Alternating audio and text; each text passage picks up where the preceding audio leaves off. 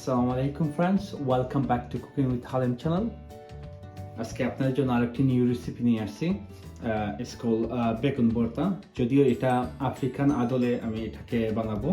African dish এটা জালুক বলে। খুবই টেস্টি। আপনারা সচরাচর যেভাবে বেগুন ভর্তা খান ঠিক এইভাবেই একটু ডিফারেন্ট ইনগ্রেডিয়েন্টস। সো আসলে দেরি না করে দেখে নিই আজকের ইনগ্রেডিয়েন্টস। আমাদের লাগবে 3টা Aubergine মানে বেগুন, 2টা হলে হবে, 3টা আমি একটু বেশি বানাচ্ছি।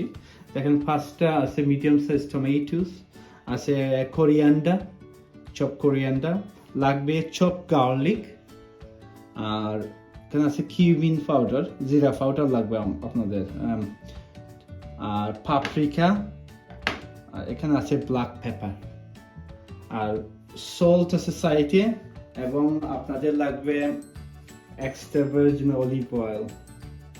সো এই হলো আমাদের আজকে ইনগ্রেডিয়েন্টস। সো আমরা আজ দেরি করবো না, আমি আপনাদেরকে প্রসেসিংটা দেখিয়ে দিচ্ছি কিভাবে এই বেগুন ভর্তাটি আপনারা ঘরে বসে বানাবেন।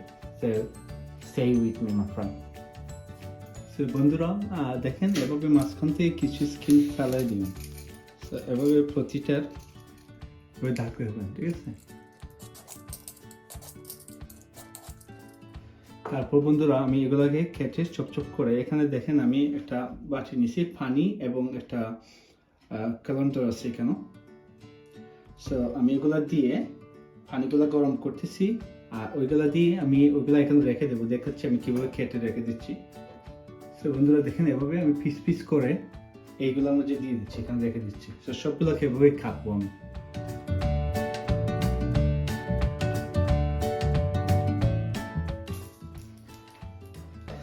দেখেন বন্ধুরা আমি এখানে একটু পাত্রের মধ্যে পানি নিয়ে আমি একটা ক্যালেন্ডার নিচ্ছি, চাকনি নিচ্ছি, নিয়ে আমি এটাকে কিছু সময় কুক করবো। তো কি করে যে পানি যে বাষ্প আছে না, এটাতে এটা কুক হয়ে যাবে।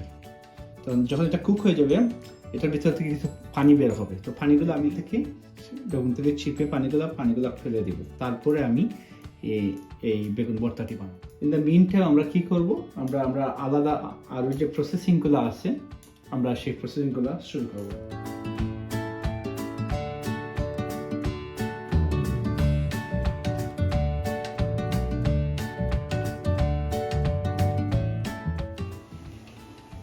তেলটা গরম হয়ে গেলে বন্ধু, তেলটা বলতেছি, তেলটা গরম হয়ে গেলে এখানে দেখেন গার্লিক কি করা আছে, চপ করা আছে, প্রায় 6 to 8 cloves, বড় হলে 6, ছোট হলে ছোট ক্লোভস হলে গার্লিক 8টা দিয়ে দিবেন। তো আমি এইগুলো এখানে ঢেলে দিচ্ছি।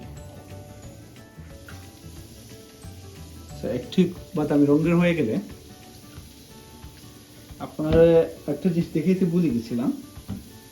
তো আমি এখানে একটা লিটল চপ অনিয়ন আমি রাখছি, তাকে আপনারা দেখাইতে ভুলে গেছিলাম, অ্যাপোলজিস।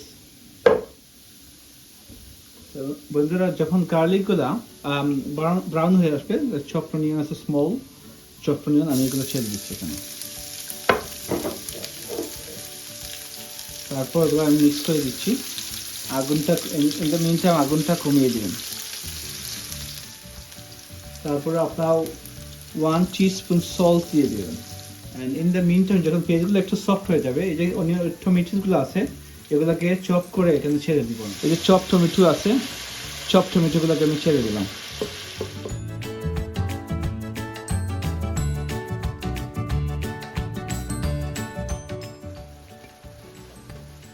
আমি ঢাকনা দিয়ে ঢেকে দিলাম।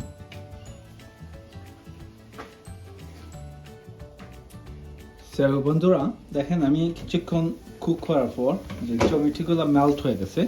তো এখন আমি কি করব, দিচ্ছি এই যে আমার কাছে ছিল কিউমিন জিরা পাউডার 2.5 টিস্পুন। সো আমি এগুলো এখানে দিয়ে দিচ্ছি। এখানে দেখেন আছে পাপরিকা, তো পাপরিকা আমি দিয়ে দিচ্ছি 1 টিস্পুন। আমার কাছে এখানে যে ব্ল্যাক পেপার কি নেই আর কি, গুঁড়াটা নেই, তো আমি এটাকে গ্রাইন্ড করবো। এখন গ্রাইন্ড করে 1/2 টিস্পুন দিয়ে দিব। সো আমার ইনগ্রেডিয়েন্টগুলো দেওয়ার পর আমি এগুলোকে কি করবো, একটু মিক্স করে দেবো। ওকে, এখন আমি একটু সময়ের জন্য ঘুরে রাখতেছি। আপনার আপনাকে দেখাচ্ছি এখানে দেখেন আমি যে কি দিছিলাম ওভারজিন আপনার বেগুন দেখেন এগুলা বেগুনগুলা কি হয়েছে দেখেন সফট হয়ে গেছে আর এই যে কালো পানিগুলা এখানে চলে গেছে আরো আমি এগুলোকে ভালো করে চিপে পানি বের করে ফেলবো সো একটু সময় অপেক্ষা করেন আমি এগুলোকে একটু ড্রেন করে ফেলতেছি পানি দেখেন আমি যদি এখানে এভাবে চাপ দিই পানি পড়তেছে সো আমি চাপ দিয়ে এভাবে পানি সবগুলো পানি আমি ড্রেন করে ফেলবো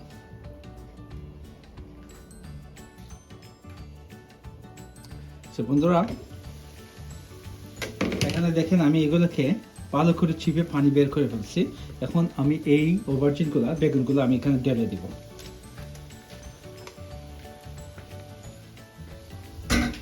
ঢেলে দেওয়ার পর এই যে আমার টমেটো এবং স্পাইসের সাথে এগুলোকে স্লোলি মিক্স করব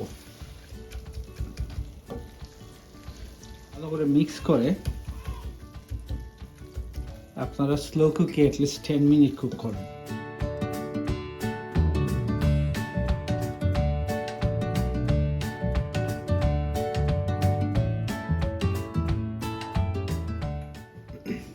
বন্ধুরা দেখেন আমি প্রায় 7 থেকে 8 মিনিট কুক করছি কুক করার পর জাস্ট বেগুন ভর্তাটা খুব সফট হয়ে গেছে দেখতেও খুব সুন্দর লাগতেছে এখন কি করব ফাইনাল স্টেপে এই কোরিয়ান্ডারগুলো আমরা ছেড়ে দিব কোরিয়ান্ডার